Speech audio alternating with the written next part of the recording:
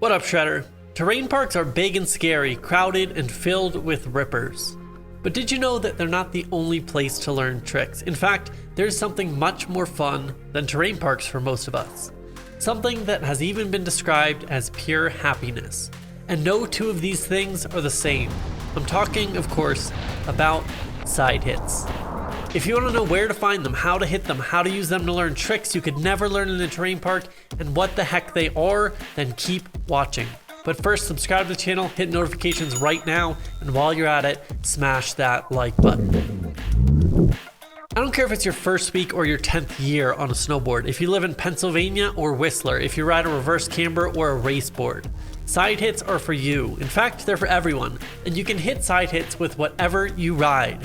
Growing up in Pennsylvania, I learned tricks not in the terrain park, which we were lucky if we got enough snow to have one thrown together for a couple weeks out of the year.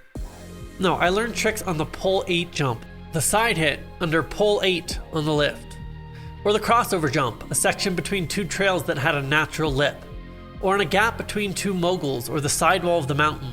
And I know some of you don't even get a terrain park at all, so side hits are your only hope in catching some much needed airtime. For our purposes here, a side hit is any naturally occurring jump, wall, roller, bump, or drop that you can catch air off, usually on the side of the run, hence the name side hit. Now before we get into the 5 steps we have laid out, there are a couple prerequisites to learning how to hit side hits, at least if you don't want to wreck yourself. Lucky for you, we have videos on all of these, so go check those out. Number 1, learn how to ollie on flat ground. Number 2, learn proper carving body position. A stacked position, the most stable position on a snowboard. And number 3, learn to ride some light moguls so you get used to variable terrain. Once you've got those down, it's time to hit your first side hit. Step 1 is to find the side hits. You have to start to slow down on the run, look in the trees, and begin to see the whole mountain as your terrain park. You can spot clues if you look closely. Now just keep in mind that different resorts have different side hits, and some resorts are much better than others. Like some resorts are full of gullies and you're going to find side hits everywhere you look. Other resorts you're going to be hard pressed to find any at all. But find those clues, worn out paths that go into the woods, crews of shredders lined up waiting their turn to drop in, you can see a launch coming out onto the run, or just follow a local down the mountain and they'll give away all the side hits on their way down. Now it usually comes down to dipping out of the run and then back in. You're launching into the run. Some types of side hits are rollers, cut-ups, step-downs, hips, quarter pipes, things like this. Step 2 is to scope out the side hit before you hit it. First, you want to check out the in-run. Is it sketchy or wide open? Is it in between trees, over moguls, or a straight shot in? Sometimes the in-run is as challenging as the jump itself. Next, we're going to look at the takeoff transition. Is it steep or mellow, quick or drawn out? Is it lopsided or evenly carved? This is one of the biggest variables when it comes to side hits. They're not perfectly shaped like a park jump, and they can have you rolling down the windows before you know it. If you're trying to hit banked walls on the sides of the run and you're running into the wall like this, the number 1 piece of advice I can give you is to learn to do basic kick turns on a mini ramp on a skateboard. It will teach you to understand weight distribution on transitions. And anybody at any age can pump on a mini ramp, so you really have no excuse. You don't have to learn to tray flip to be a good snowboarder. Next, we want to check out the landing. Is it flat, sloped? Do you have to clear any obstacles, make it over any ropes or rocks? You have to find a transition to make it work. You gotta watch out for those knee-destroying flat landings. You don't want to send it only to blow out your knee or tweak your back, so make sure the landing is sloped. And if the hit looks too good to be true, like you just want to hit that takeoff but you have no idea what's in the landing, it just might be too good to be true. Don't send it off a cliff just because you didn't look before you leapt. Now, when we're eyeing it up, you want to identify what's called the sweet spot, which is the perfect place to land with the most sloped transition that will hurt the least. If it's really tricky to hit the sweet spot, sometimes it's called a tranny finder because you have to be exact with your speed and pop to hit the transition. Other times you can land anywhere you want. Now, most importantly on the landing, you want to either be able to see the landing as you're taking off or have a spotter, somebody who stands there and tells you that it's clear. Nothing would ruin your life more than landing on a little girl out skiing with her family because you charged it off a side hit and you couldn't see the landing.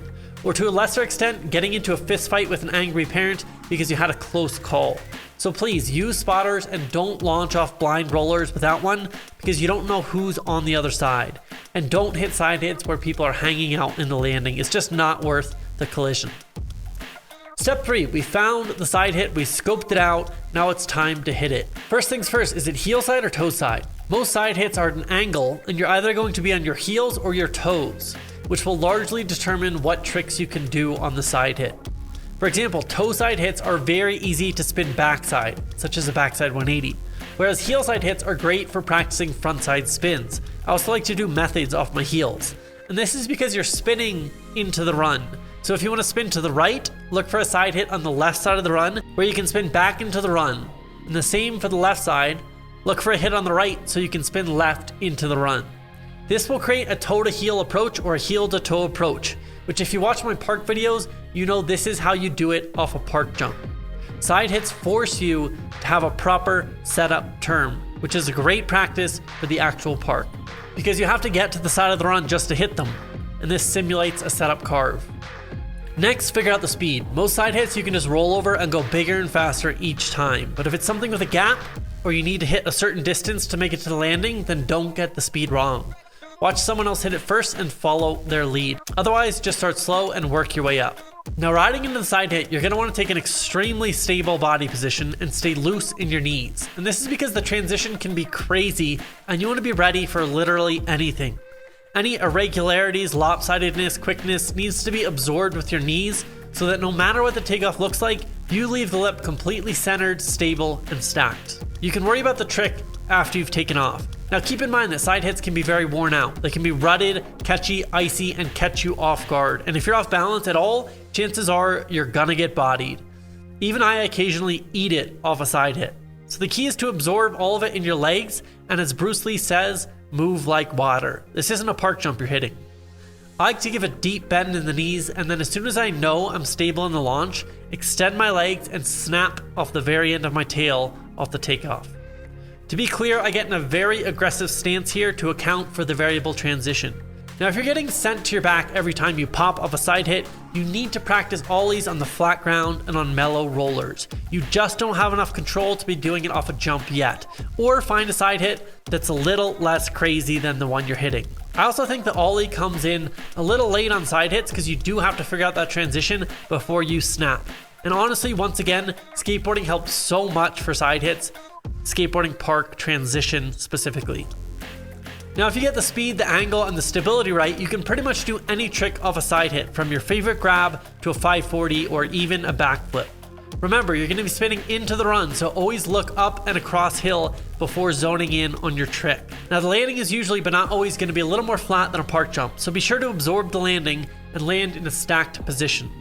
I personally recommend landing flat based, but it depends where you want to go when you land.